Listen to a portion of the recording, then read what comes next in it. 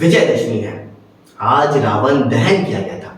आप सभी को बता दूं कि रावण भावी तपस्वी भी था, वह ज्ञानी भी था, लेकिन उसके बावजूद भी उसका वध हुआ है।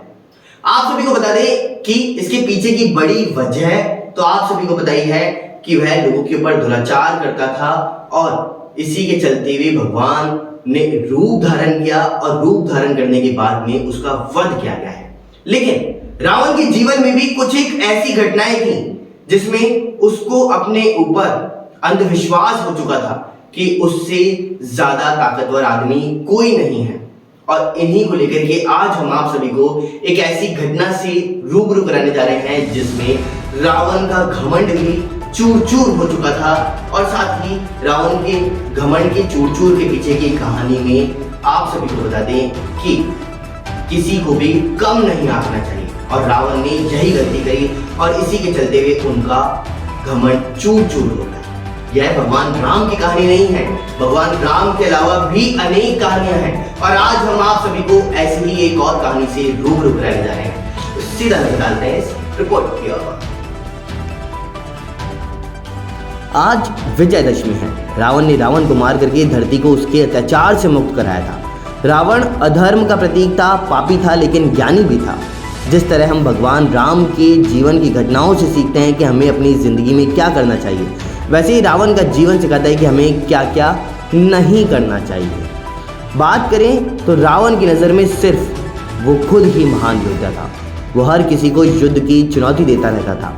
ऐसे ही एक बार उसने वानों के राजा किष्किंधा के बारे में पता चला। वहाँ एक राजा बाली काफ़ी शक्तिशाली है, ऐसा उसे पता भी चला। रावण ने बिना किसी विलंब के किष्किंधा का रुख किया। रावण ने बाली को ललकारा। उस समय बाली अपने महल में नहीं था, उसका छोटा भाई सुग्रीव मौजूद था और सुग्रीव ने रावण से पूछा कि तुम कौन हो और क्या बाली को पुकार रहे हो।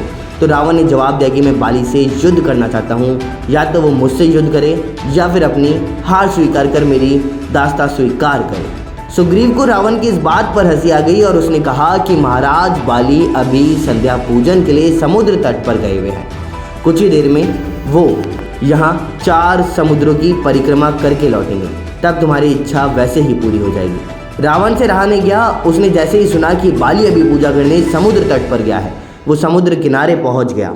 और इसी के साथ में आप सभी को बता दें कि रावण ने पीछे से वार करने की कोशिश भी की, लेकिन बाली ने उसे पकड़कर अपनी बाजू में दबा लिया। रावण छूटने की कोशिश करता रहा लेकिन नहीं छूट पाया। बाली ने 4 समुद्र की परिक्रमा की, उसे अपने कांख में दबा करके परिक्रमा की। तब तक रावण को अपनी गलती का एहसास हो गया था कि उसने बिना बाली की ताकत का अंदाज़ा लगाए उस पर हमला करने की गलती की। और जैसे ही बाली ने उसे छोड़कर पूजा की, बता तू क्या चाहता है, तो युद्ध करने की इच्छा से आए रावण ने बाली को मित्रता का प्रस्ताव दिया।